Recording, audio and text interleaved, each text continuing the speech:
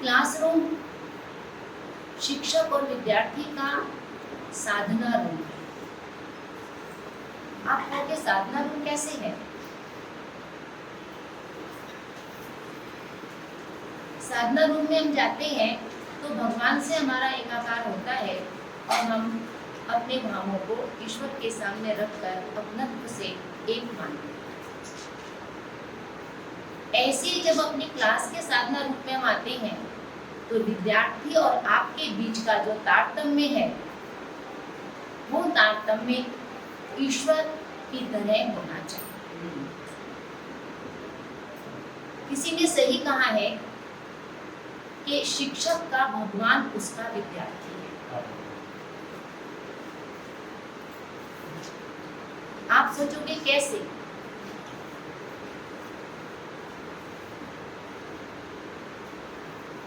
शिक्षक जब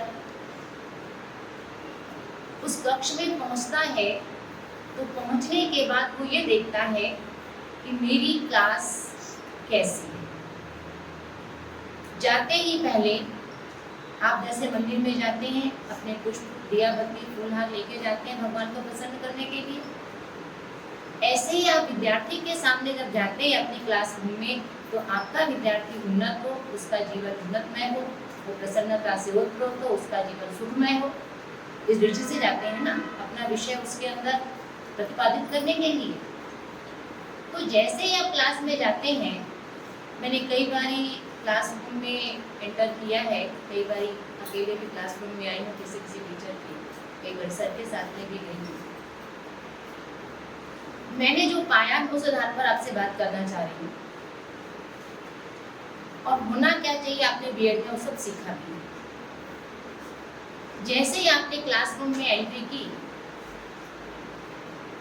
आपकी एंट्री करने पर विद्यार्थियों का भाव और विद्यार्थियों की बॉडी लैंग्वेज से आप पहचान सकते हैं कि आपकी उपस्थिति विद्यार्थी के ओरा को कहाँ ले जा रही है। दूसरी चीज, आपने क्लास में प्रवेश किया, क्लास में प्रवेश करते ही आपकी नजर आपके बच्चों और आपके फर्नीचर और आपके ब्लैक बोर्ड पर जानी अनिवार्य है। यदि आपकी नजर आपके बच्चों पर, आपके फर्नीचर पर, आपके ब्लैक बोर्ड पर नहीं जाती है तो आप जो विद्यार्थियों को देना चाहते हो वो विद्यार्थी ग्रहण नहीं करेगा।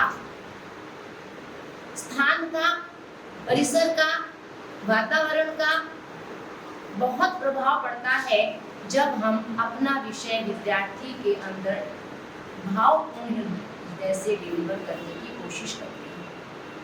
क्लास में गए, बच्चे बैठ जाओ, शोर मत करो, मस्ती मत करो, अपनी जगह मत छोड़ो, बार बार कहना पड़ेगा क्या? इसकी आवश्यकता ही नहीं। इतना कहने का मतलब है कि आप में और बच्चे में एक सूत्रता अभी नहीं है। आपका प्रवेश करने से पहले बच्चे को पता हो कि टीचर मेरी क्लास में आएंगे और यदि ब्लैक बोर्ड नहीं है तो मॉनिटर तुरंत खड़ा किया जाएगा, या उसे पहली चीज तो ये है कि बच्चे को खड़ा करना ही ना पड़े, पहले से उसके पास सूचनाएं हो, मार्गदर्शन हो कि मेरे आने से पहले ब्लैक बोर्ड सही होना चाहिए। मॉनिटर करता है, टीचर तो करता नहीं। ब्लैक बोर्ड कौन करता है? टीचर करते हैं कि बच्चे करते हैं? बच्चे करते हैं ना। और बच्चे अपने काम में परफेक्ट होते हैं, हमसे ज्यादा परफेक्ट बच्चा अपने काम में होता है। टीचर की गाइडलाइन मिलते ही, जैसे अभी प्रिंसिपल सर ने बताया कि बच्चे के प्रोत्साहित करना, उसे जिज्ञासु बनाना, जो साइकोलॉजिकल इफेक्ट अभी सर ने बताया वो अपने आप में गहन चिंतन का विषय थे। आपने जैसे क्लास में प्रवेश किया, आपके विद्यार्थियों को पता है कि मेरी टीचर मेरे से क्या मांगते हैं। आपकी मांग का एहसास विद्यार्थी को होना चाहिए, क्योंकि वो जानता है कि मेरा टीचर ऐसा है, इस तरह मुझे ऐसा बिहेव करना है, इसके साथ मुझे ऐसा वर्तन करना है।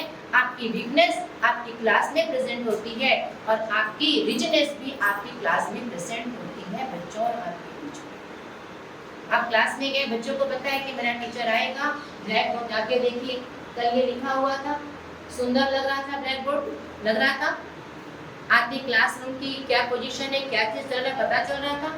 ऐसे ही जब आप क्लास में आए, एक टीचर क्लास से बाहर जाता है और दूसरा जब क्लास के अंदर आता है तो कुछ मिनट्स का गैप हो ही जाता है मॉनिटर के पास में, विद्यार्थियों के पास में। एक बार नहीं भी होता है कि टीचर बाहर आके खड़ा होता है, पहले का टीचर बाहर जाता है, विद्यार्थी को समय नहीं मिलता। उसके पहले विद्यार्थी की ड्यूटी है, मॉनिटर्स की ड्यूटी है कि क्लास में सबसे पहले आकर अपनी ब्लैक बोर्ड में आज की डेट और सुबह और ब्लैक बोर्ड का थोड़ा सा सौंदर्यीकरण, ये क्लास की पहली ड्यूटी। मॉनिटर के पास इसका विजन होना चाहिए कि मैं किस तरह से मेरी ब्लैक बोर्ड को सुंदर बनाऊं, क्योंकि दिन भर बच्चा उस ब्लैक बोर्ड को देखेगा। जैसा ब्लैक बोर्ड होगा बच्चे के चित्त पर सीधा वैसा असर होगा। यहाँ भी साइकोलॉजी, शिवम सुंदरम क्या है, तीन सत्यम शिवम सुंदरम, तीनों चीजें हैं। सत्य क्या है, सत्य के आधार पर कोई सुवाक्य या कोई अच्छी चीज।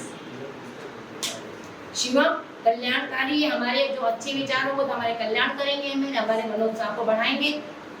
और सुंदर होंगे तो हमारी मनोदशा को प्रफुल्लित और आनंदित करते रहेंगे।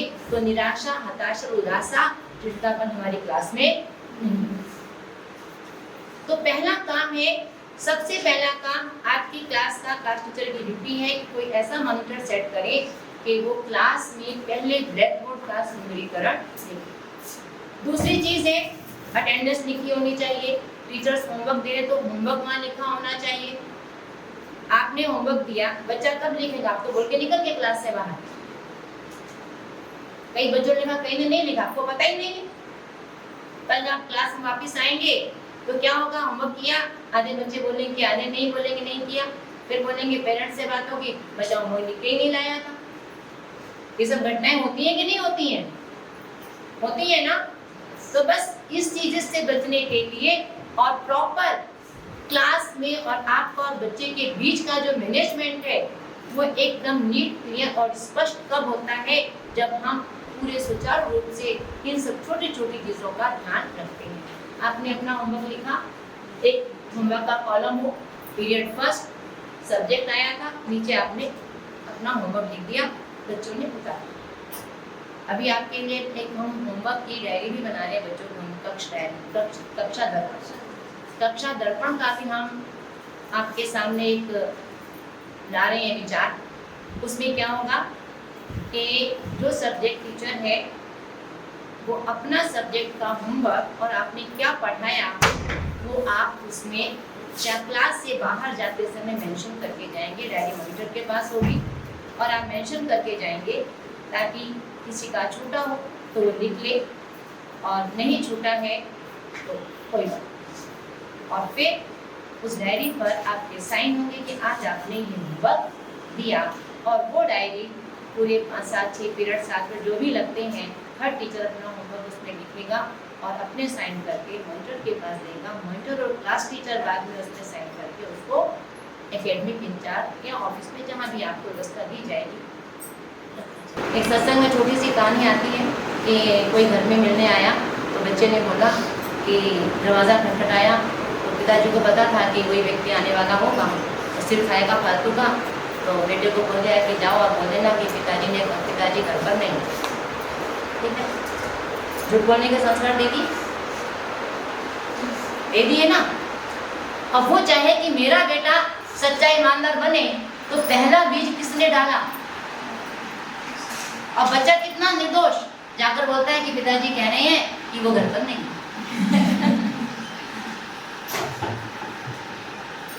उसकी कितनी निर्दोषता। और आपने क्या सिखाया उसको? यही चीज हमारे विद्यार्थियों के साथ। आप क्लास में बच्चे को क्या दे रहे हो, किस तरह से दे रहे हो? हंसी किस पर आई? बच्चे की निर्दोषता। और पिता के इस प्रश्नों पर उसने बच्चे को संस्कार नहीं होने दिया, ये भाव जरूर। तो हमेशा शिक्षक स्पष्ट, निर्मल, सौम्य निर्माता, विवेकवान, संयमी, सदाचारी और समाज का एक आदर्श नागरिक होना चाहिए। शिक्षक आदर्श नागरिक है तो समाज भी आदर्श नागरिक ही है। यदि शिक्षक ये सोचे कि चलेगा, हमारे यहाँ तो नहीं है रिवाज ऐसा, दूसरे स्कूलों में है कि प्रॉपर टिप टॉप से होकर आना है, स्मार्ट टीचर बनकर आना है। स्मार्ट टीचर शरीर से नहीं होता, दिखावे से नहीं होता, स्मार्ट टीचर अंदर के व्यक्तित्व से होता। समझ गए? तो ये गुरुकुल स्मार्ट टीचर, स्मार्ट विद्यार्थी तैयार करने की क्या है? फैक्ट्री। क्या है? फैक्ट्री। तो इस फैक्ट्री के जो प्रोडक्ट हैं वो प्रोडक्ट अपने आप में अनमोल है।